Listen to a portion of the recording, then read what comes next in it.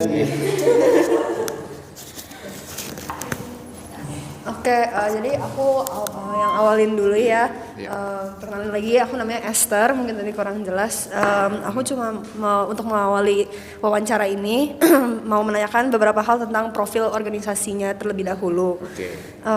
Untuk awal-awal bidang dan atau jenis bisnis perusahaan apa yang kokoh tangani sekarang ini? Oh, kalau sekarang kita bergerak di pabrik plastik ya, manufacturing injection kebanyakan untuk produk rumah tangga dan food packaging Oke, berarti dari plastik ya. plastik ya mayoritasnya ya. Oke.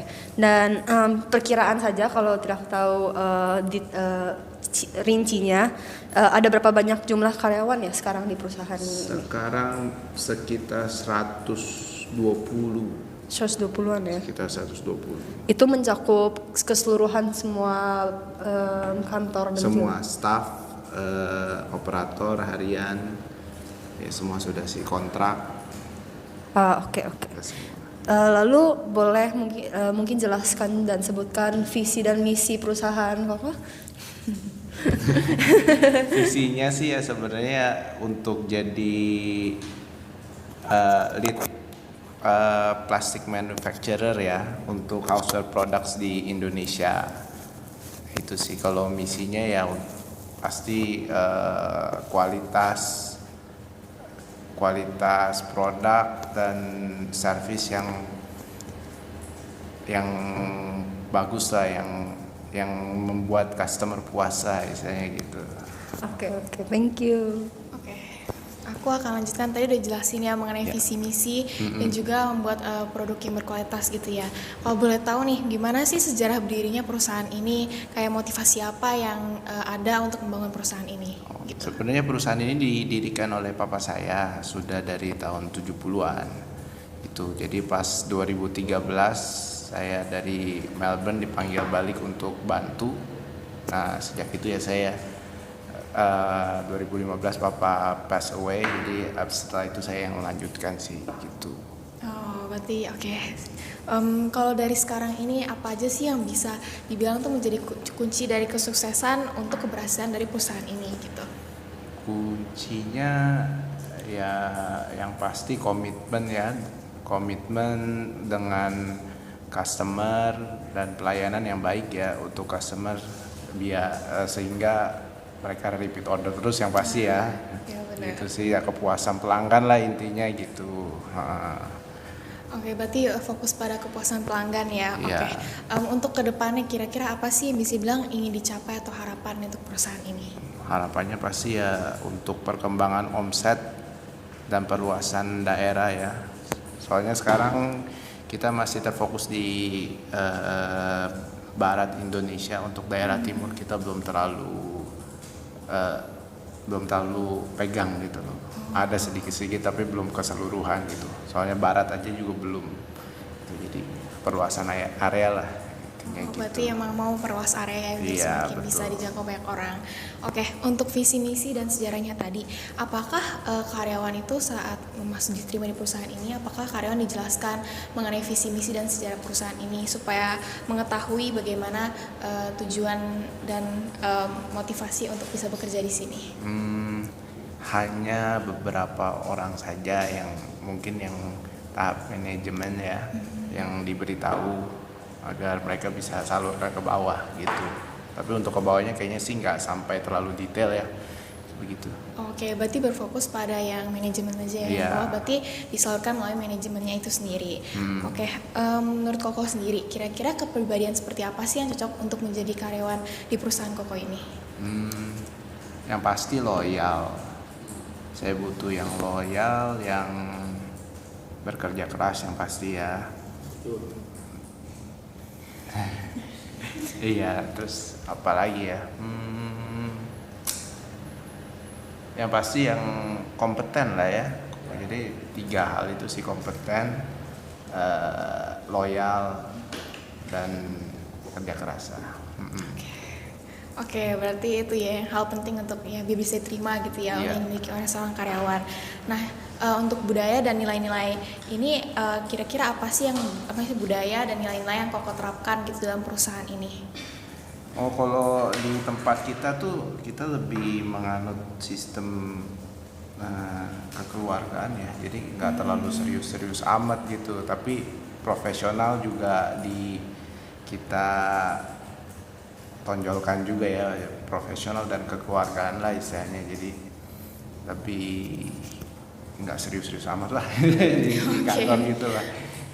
Oke, kemudian untuk meningkatkan skill karyawan gitu, kira-kira apakah ada pelatihan atau kayak sosialisasi untuk meningkatkan skill dari setiap karyawannya gitu? Sampai sekarang sih belum terlalu banyak, tapi adalah beberapa kali ya kita mengadakan training untuk apalagi untuk bagian-bagian key person ya. Key person yang butuh skill tambahan biasa kita ada training sih, tapi untuk keseluruhan perusahaan belum ada gitu sih, cuman untuk yang key personnya aja sih. Kalau di perusahaan saya. Oke, menarik banget ya. Kemudian selanjutnya bagaimana nih Koko dalam berkomunikasi dalam perusahaan, gimana untuk meningkatkan bagaimana komunikasi untuk meningkatkan keluarganya itu? Apakah ada kegiatan seperti team building atau social gathering gitu kalau untuk mempererat komunikasi itu?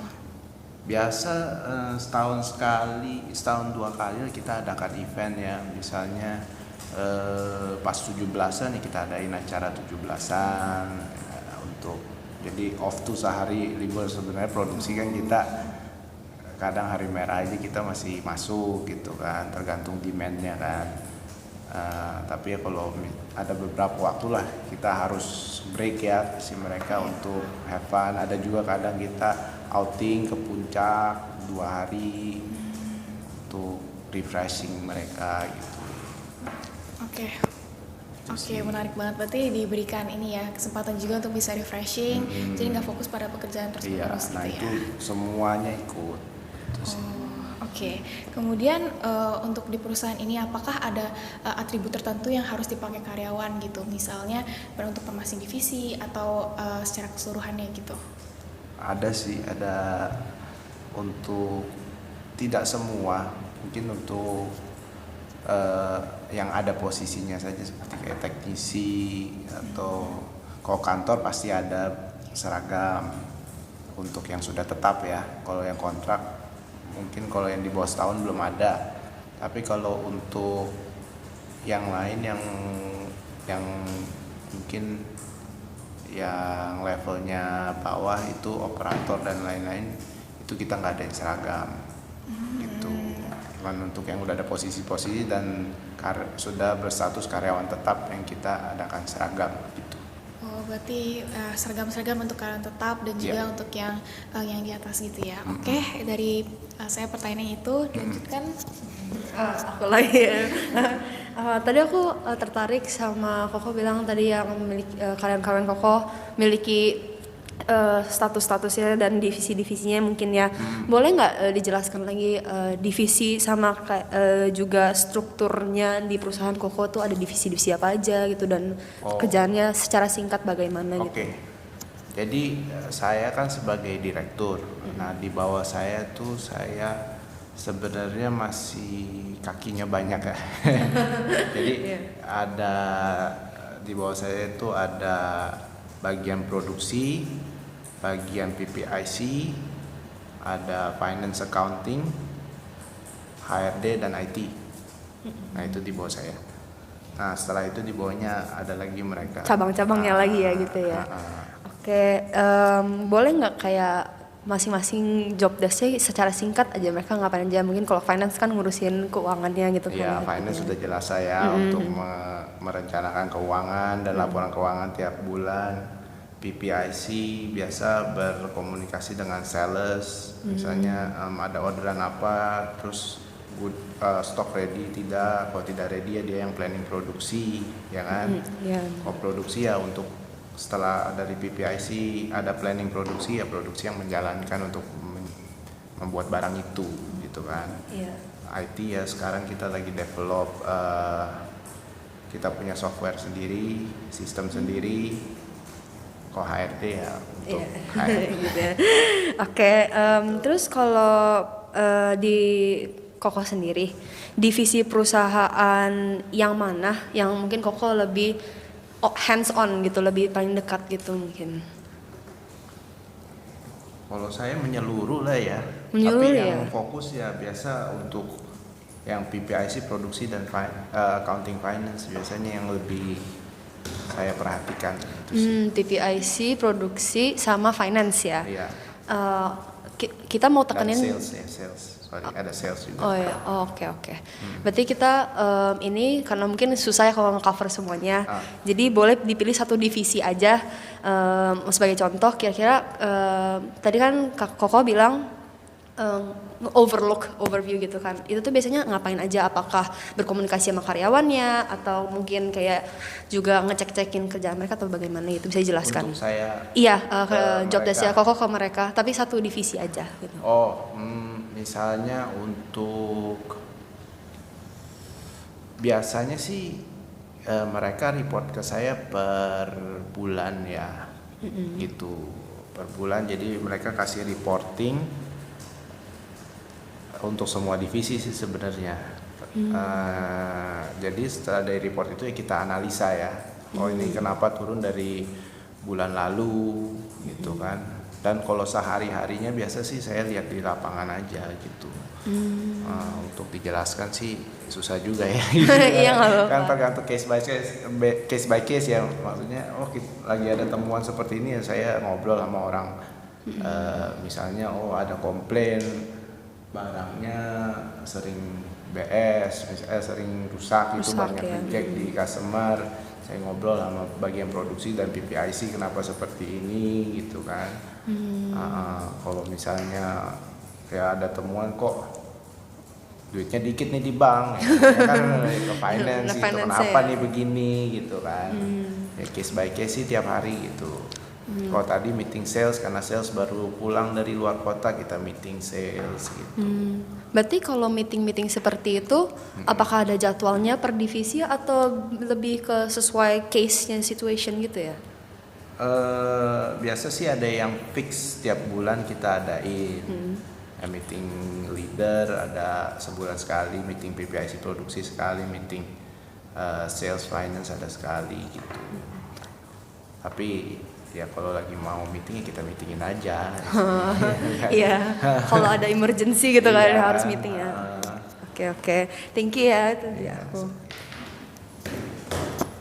Sekarang aku yang lanjutin ya kok. Tadi kan kita udah ngobrol-ngobrol nih terkait struktur dari organisasinya. Dikat. Oke, nah sekarang aku mau nanya-nanya nih terkait desain organisasi. Jadi yang pertama dari pabrik yang Koko punya ini biasanya ini cenderung terstruktur atau lebih fleksibel gitu. Kita lebih fleksibel sih ya, karena ya yang kita anutkan yang kekeluargaan itu ya, jadi lebih fleksibel. Jadi kadang ya saling mengingatkan aja gitu. Kadang nanti juga minta bantuin dari divisi lain juga kadang ada sih. Mungkin boleh dikasih contohnya nggak kok? Misalnya contohnya apa ya fleksibel? Karena saya punya key person memegang beberapa job desk, jadi kadang ya gimana ya? Agak Kadang bertabrakan sama gitu ya? yang key person lain ada bersinggungan dikit yang mereka saling toleransi lah gimana gitu. Yang penting kan semua tujuannya satu untuk biar perusahaannya lebih maju lah istilahnya gitu kan. Mereka yang cari jalan terbaiknya gimana gitu. Nggak sampai kayak kalau misalnya ini lewat lainnya job desk nih nggak boleh kerjain itu, nggak sampai kayak gitu sih. Berarti dari beberapa karyawan itu juga ada memegang job desk lain gitu ya sebenarnya. Oke, nah menurut Koko sendiri sejauh mana sih karyawan-karyawan itu bisa berpartisipasi dalam pengambilan keputusan kok? Sekarang saya lebih ya, lagi sedang transisi ya, lebih ke mereka yang lebih make decision, saya overlook gitu. Jadi kalau dulu sih lebih ke saya yang mereka tanya, oh, ini ada problem ini, decisionnya gimana. Nah kalau sekarang sih lagi transition, lebih ke saya nanya, ini ada problem, menurut kamu gimana gitu. Nanti kalau misalnya udah solusinya saya nggak suka, ya baru saya kasih solusinya. Gitu. Berarti artinya kayak Koko turun tangan langsung gitu ya untuk kebayang gitu. nanganin. Tapi yang diusahakan sih ya, kalau ide mereka bagus. Kadang juga ada ide-ide yang kayak solusi-solusi yang saya nggak kepikiran, karena kan mereka yang di lapangan kan. Jadi ya udah jalanin gitu. Berarti juga ngebebasin mereka buat cari solusinya juga Iya, kali ya. yang penting ya solusinya ini aja lah. Kita tahu dulu gitu apa yang mereka akan lakukan gitu sih. Sementara ini. Gitu. Oke. Nah, menurut Koko perusahaan ini lebih cocok kalau misalnya karyawannya itu kerjanya itu secara tim atau individual? Secara tim dong. Secara tim. Iya dong. Mungkin boleh dijelasin nggak kenapa alasannya? Ya kalau secara individual pasti banyak miskomunikasi ya, miskomunikasi antar divisi gitu. Jadi makanya kita adakan tim-tim meeting bulanan yang semua divisi ikut, dan kita ngobrolin masalah-masalah yang ada gitu, supaya satu perusahaan ini ya tahu gitu loh gimana cara memperbaikinya biar semua lebih baik, ya kan. Soalnya kan ini istilahnya kalau perusahaan itu kan satu kapal gitu. Berarti mau mastiin aja dari karyawan-karyawan Koko itu nggak ada yang bekerja secara individual, benar-benar individual ya? Pasti ada ya, tergantung karakter orang ya. Kadang karakter orang kan ada yang kita maunya seperti ini, tapi mereka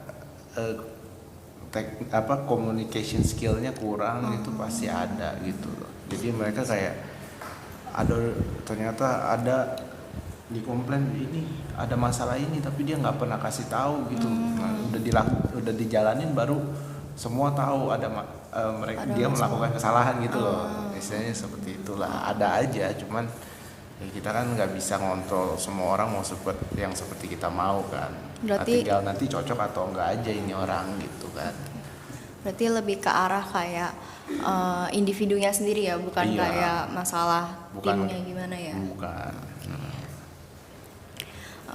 Sekarang aku mau tanya terkait tadi kan Koko bilang jauh lebih efektif kalau misalnya bekerja secara tim ya.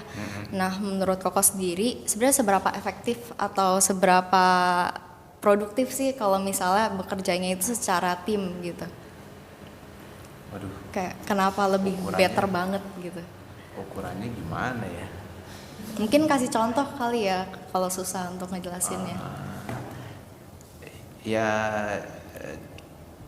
Contohnya gini lah.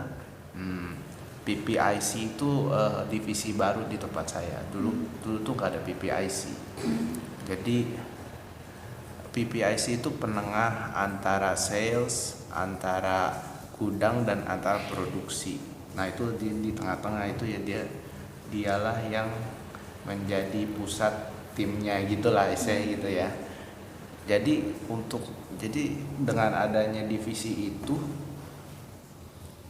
semua jadi lebih bagus itu istilahnya. Jadi produksinya lebih lancar, pengiriman ke customer lebih cepat karena dia kontrol inventorinya, ada info ke produksi gitu, ada orderan masuk dia juga tahu. Nah itu kan jadi dia yang kontrol teamworknya, nah istilahnya gitu. Nah itu sih contohnya sih sebenarnya. Sebelum ada itu ya rada overstock apa gitu.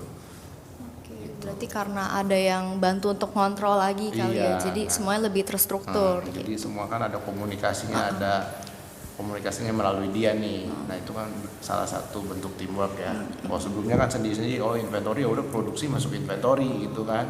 Sales ya udah yang di inventory ada apa yang kita jual, nggak ada ya baru komunikasi ke produksi gitu kan. Tapi nggak efektif. Nah kalau ini kan dia komunikasi ke semuanya nih, jadi lebih efektif gitu. Sih berarti karena adanya komunikasi antar karyawan jadi ya lebih efektif gitu. Iya.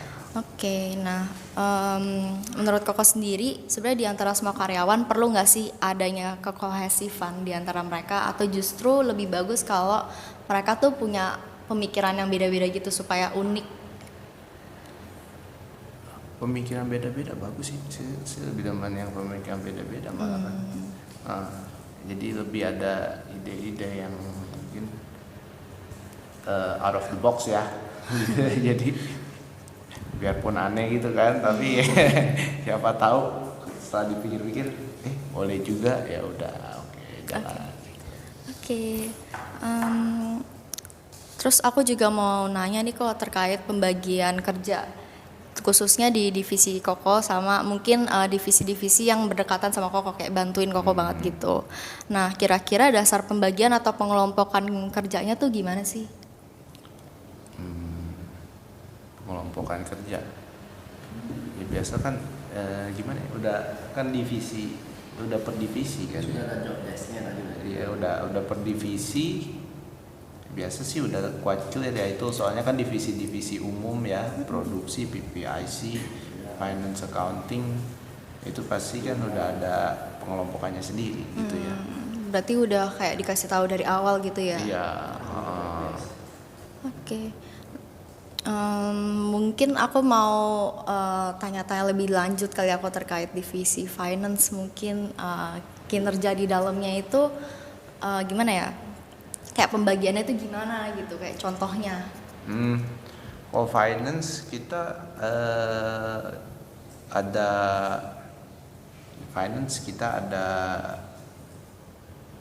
empat, ada tiga, ada yang menangani pajak, empat sama leadernya ya.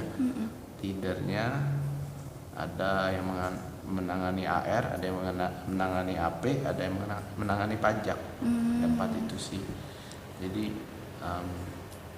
ya kalau ya leadernya ya untuk outlook dan compile sih, yang bikin laporan keuangan tuh leadernya, dan untuk proyeksi finance itu ya leadernya. Kalau yang lain untuk kontrol aja sih, AR, AP, bikin laporan AR, AP dan pajaknya. Oke.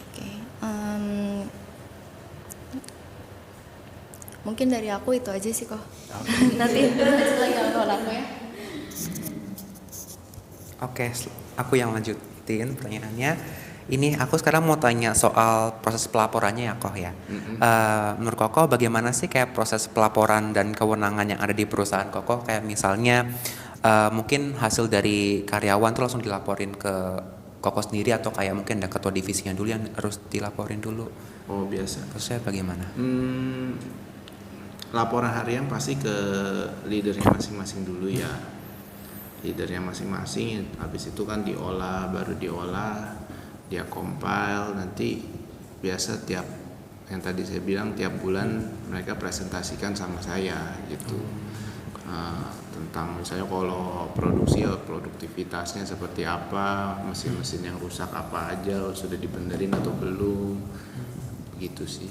Oke, jadi harus diolah dulu sama kepala divisinya, terus baru dipresentasikan ke Betul. Oke. Terus aku tanya lagi, kira-kira menurut Koko bagaimana sih kayak proses karyawannya ini kayak melakukan laporan hasil kerjanya ini, kayak prosesnya bagaimana, kayak mereka mengolahnya itu mungkin ada diskusi dulu kah, atau mungkin harus ada yang supervisornya gitu kah untuk dalam proses pelaporannya ini? Perusahaan saya kan masih belum terlalu besar, jadi kita punya tangga belum terlalu banyak. Jadi biasa kita dari yang bawah langsung ke tahap supervisor. Kita belum ada manajer sih ya. Jadi dari laporan yang staff langsung ke supervisor. Nah supervisornya itu sih yang olah datanya. Oke. Gitu.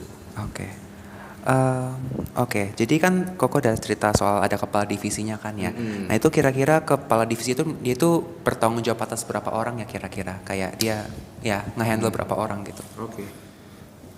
Biasa per divisi beda-beda ya. Kalau untuk produksi pasti paling banyak.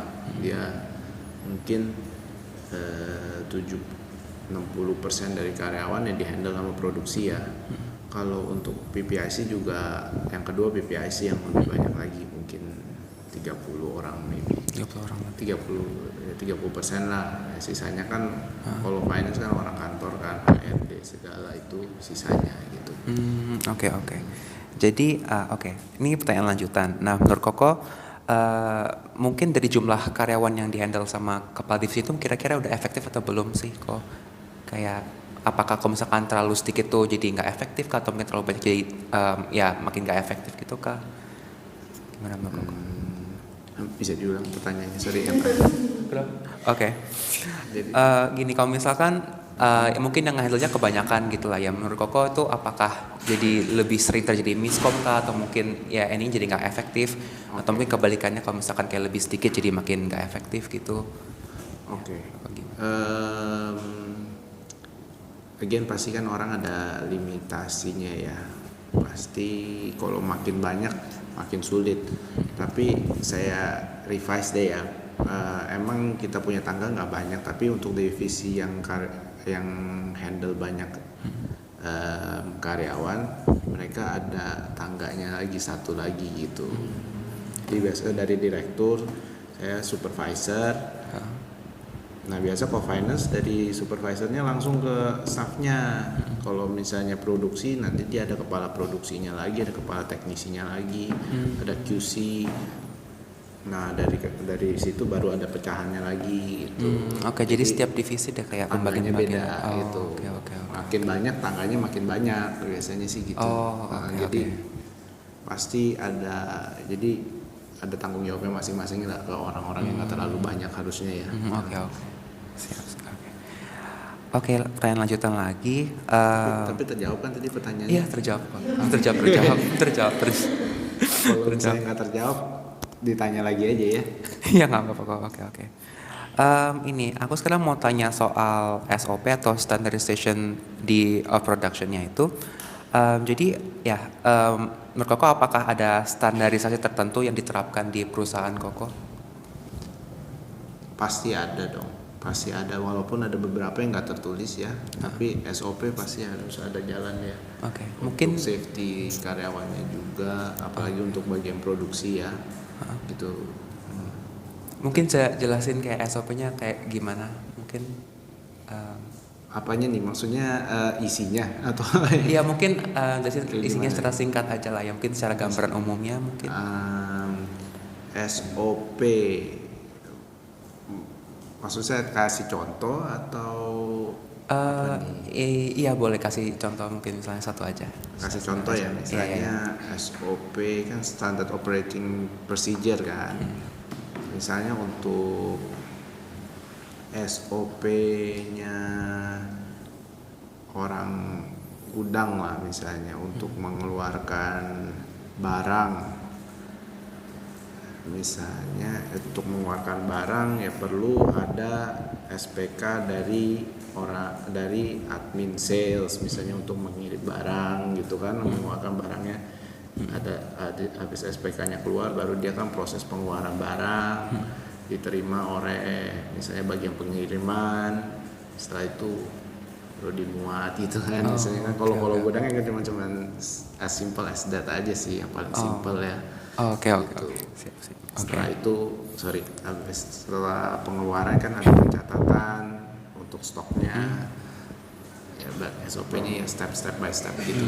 Jadi kayak setiap divisi itu ada kayak peraturan tertentu gitu. Untuk melakukan sesuatu pasti ada triggernya dulu. Gitu. Oke. Nah, menurut Koko kayak bagaimana sih peraturan dari perusahaan Koko ini kayak dijalankannya gimana? Peraturan dijalankannya bagaimana? Iya. Peraturan ya harus dijalankan sesuai peraturan ya. Jadi jauhnya bukan mungkin ya. Maksudnya kayak apakah mungkin karyawan di briefing dulu kah, atau mungkin ada kayak peraturan tertulis yang harus dibaca dulu? Iya. Peraturan kita lumayan basic ya. Jadi ya sosialisasinya ya paling yang utama aja, biasanya nggak boleh merokok lah, harus berpakaian rapi, pakai sepatu, ya yang sosialisasikan yang itu saja. Kalau yang spesifik biasanya ke HR gitu kan, untuk masalah cuti atau masalah apa itu kan ke HR dia tanya sendiri. Tapi kok yang kita tonjolin yang biasa yang kita sosialisasiin sih gitu.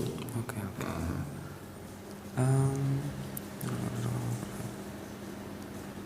Oke, mungkin selain dari ini out of curiosity aja, mungkin kayak selain peraturan yang tadi ditetapkan tadi, mungkin apakah tiap divisi itu mungkin ada peraturan tambahan yang gitu, ada kayak peraturan yang lebih spesifiknya, atau kalau misalkan emang nggak ada ya mungkin job nggak ada aja mungkin.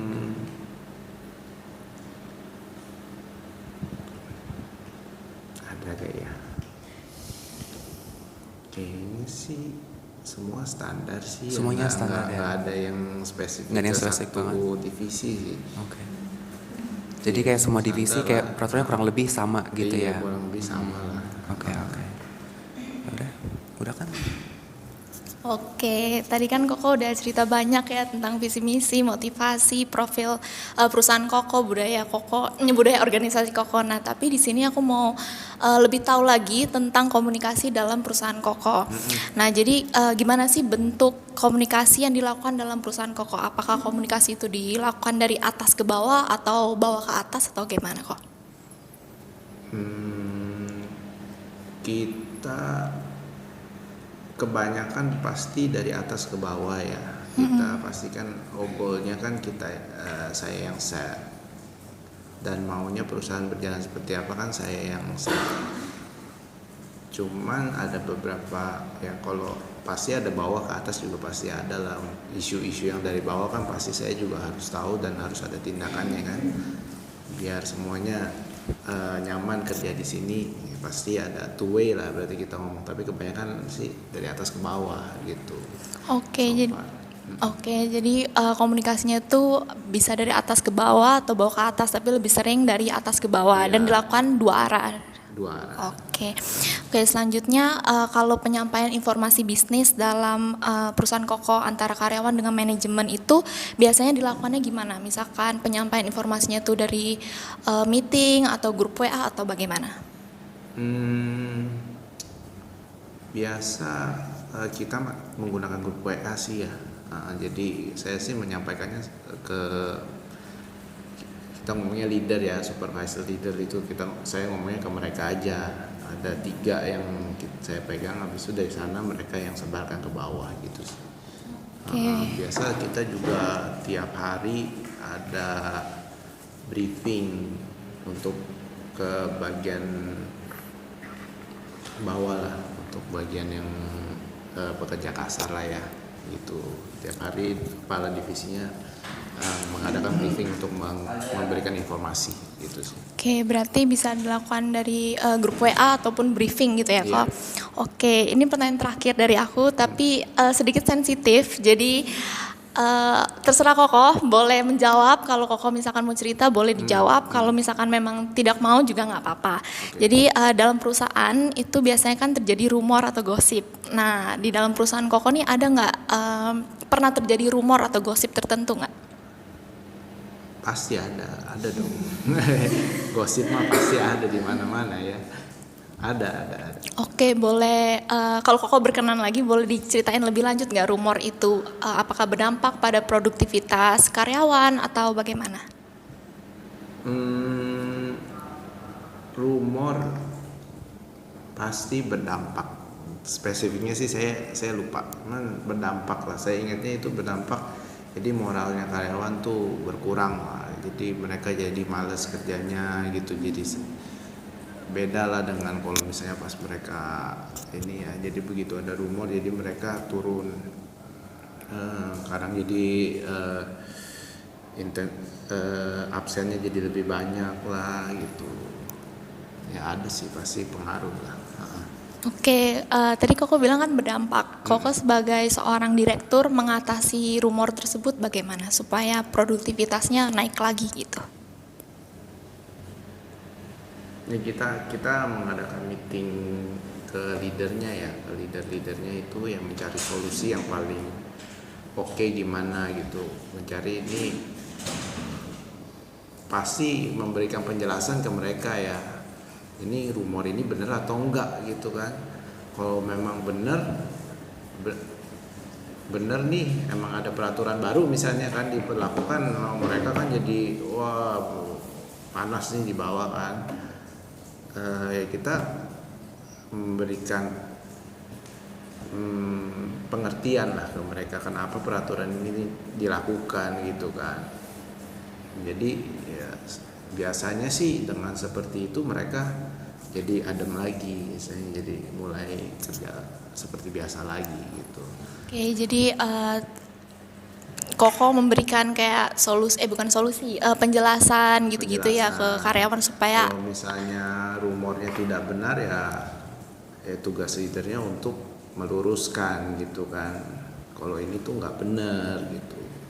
Oke. Harus nggak boleh dibiarkan, kalau rumor itu harus cepat diatasi sih gitu. Oke, jadi Koko memberikan klarifikasi gitu ya. Iya. Oke, thank you Koko. Selanjutnya.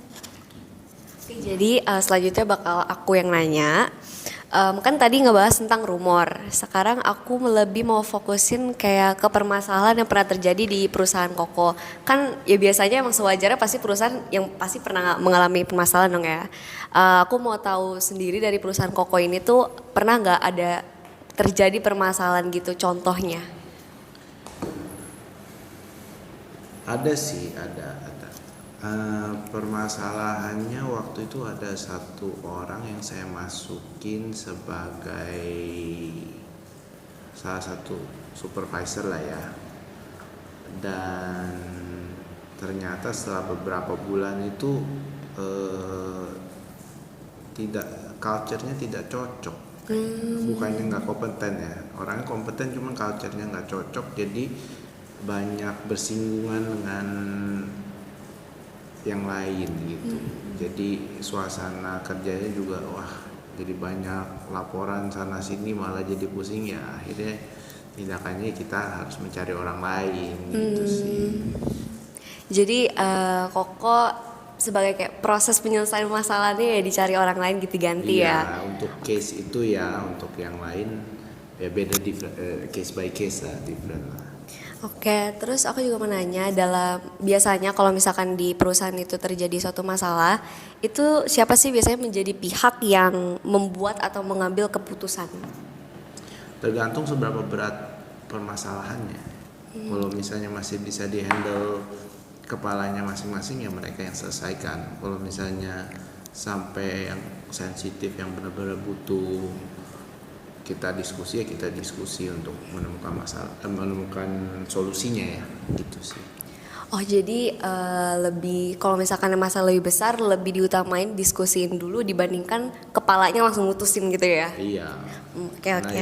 Again level bawah saya masih belum ada yang manajer ya, Iya. masih supervisor semua, karena menurut saya belum masa untuk dijadikan manajer. Oke, jadi aku mau nanya dari permasalahan yang tadi Koko ada contohin yang pegawai yang kurang masuk gitu culture-nya. Menurut Koko itu solusi yang udah Koko lakuin itu udah dilakukan itu menurut Koko tuh kayak efektif belum dilakukan seperti itu?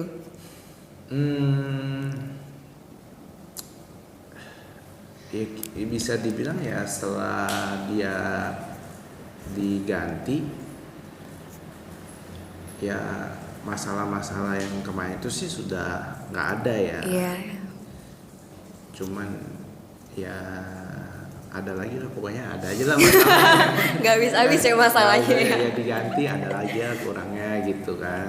Tapi coba ya kalau masih bisa ditoleransi ya lama-lama juga kan mereka adaptasi gitu. Iya, oke. Ya, ini pertanyaan terakhir dari aku mau nanya gimana cara Koko itu buat meningkatkan komunikasi antar karyawan atau staf-staf di perusahaan Koko ini? Meningkatkan komunikasi. Biasa sih ya tergantung, yang saya baca ya tergantung dari leadernya ya, maksudnya dari saya ke bawah saya bagaimana komunikasinya. Biasa itu akan bilangnya nepa lah ya. Iya, kayak nepa ke yang bawah, mereka juga akan seperti itu ke yang bawah gitu. Jadi dari sayanya yang harus selalu komunikatif dengan mereka agar mereka bisa komunikatif juga ke bawah gitu sih. Oke, jadi lebih kayak dimulai dari inisiatif Koko buat Iya. approach yang di bawah dulu biar bawah juga bisa menerapkan itu yang ke Iya, lainnya ya. betul. Oke. Itu aja dari aku, boleh dilanjutin. Udah masuk saya tenang ya. Bentar. Ini topik terakhir terkait peran manajemen. Jadi menurut Koko sendiri kira-kira di sini kerjanya itu lebih cocok untuk diberikan arahan kayak karyawan-karyawan itu lebih cocok diarahin atau kayak diberikan instruksi dengan jelas supaya mereka itu fokus sama tugasnya, atau justru lebih enak kalau misalnya dicampur sama atasan gitu. Kan yang memberi instruksi atasan kan, maksudnya dicampur dengan atasan gimana? Kayak maksudnya dari atas itu lebih memperhatikan bawahannya gitu. Jadi kayak diberikan bantuan atau ya udah gitu. Maksudnya diberikan arahan aja. Habis itu dilepas saja atau Ya. atasannya harus Ya, hands on betul. gitu. Kalau di tempat saya lebih, kalau saya ke bawah sih saya beri arahan. Kalau yang bawah saya ke sana kayaknya masih lebih hands on kayaknya sih gitu sih.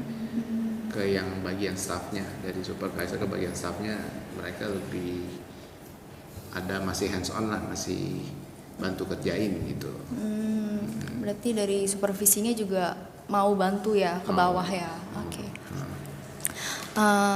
Aku juga mau tanya lebih lanjut nih Ko. Jadi menurut Koko sendiri seorang pemimpin sebenarnya seharusnya udah ada dari bawaan lahir atau emang udah bakat aja kayak bakat gitu atau hasil belajar gitu menurut Koko? Ini emang agak tidak pernah dijawab tapi ya. Hasil belajar sih ya menurut saya nggak ada tuh dari lahir.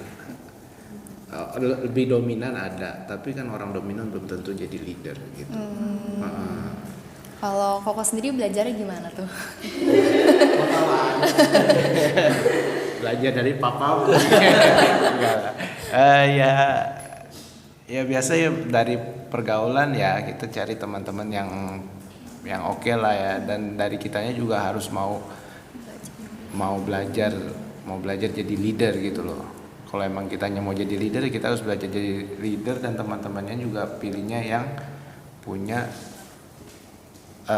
leadership skill lah.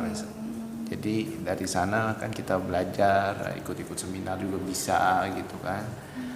Gitu sih. Oke, berarti lebih ke arah pergaulan dan juga mungkin tambahan-tambahan dari eksternal kayak Ya, ikut seminar gitu ya. Betul. Oke, berarti untuk pertanyaan terakhir bakal ditanya satu. Oke. Iya, ini pertanyaan terakhir dari pertanyaan terakhir dari aku. Nah, kan tadi sempat dijelasin kan ya cara menjadi seorang pemimpin ya.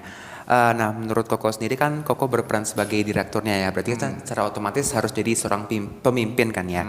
Nah, menurut Koko apa sih yang menjadi karakteristik yang harus dimiliki seorang pemimpin dalam perusahaan itu? Karakteristik yang pasti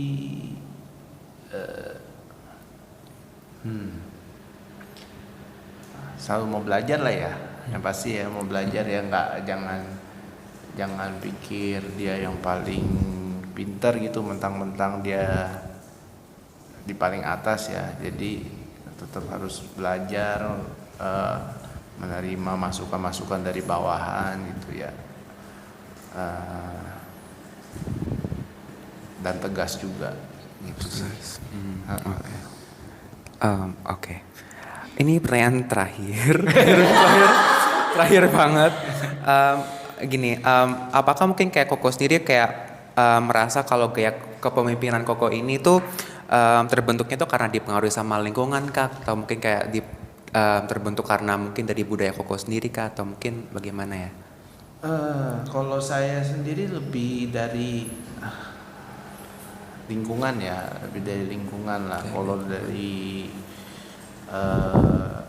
dari sendiri mah kayaknya enggak ya. Menurut saya sih dari lingkungan, pergaulan, dan dari pergaulan sih yang paling penting ya. Dari sana ngelihat oh mereka kok bisa seperti ini, ya kita belajar dari mereka. Habis itu dia kasih ikut training ya ikut training gitu-gitu. Oke. Ya lebih dari bulan sih. Berarti kayak lebih dari tergantung sama lingkungan di perusahaan yang gitu seperti apa ya? Jadi Bukan di perusahaan ya, teman-teman lah. Oh, sama teman-teman. Kalau dari teman-teman baru kita implementasi ke perusahaan. Oh, oke. Apalagi belajar yang lebih sukses dari kita ya. Makanya pilih teman tuh harus yang lebih di atas kita, kalau menurut saya gitu. Oh, jadi harus kayak bergaul sama teman-teman juga mungkin dari sekolah seperti itu ya. Oke. Jadi udah sekian segitu aja dari kita semua. Terima kasih banyak atas waktunya dan ini.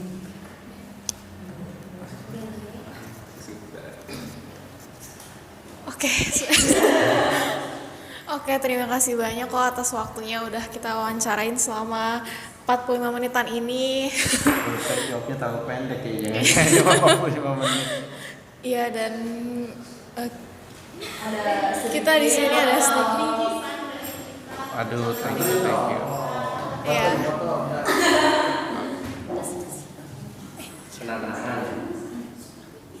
Aduh, thank you. Waduh. Keren banget. Terus apa lagi? Kita foto. Oke. Oke, iya.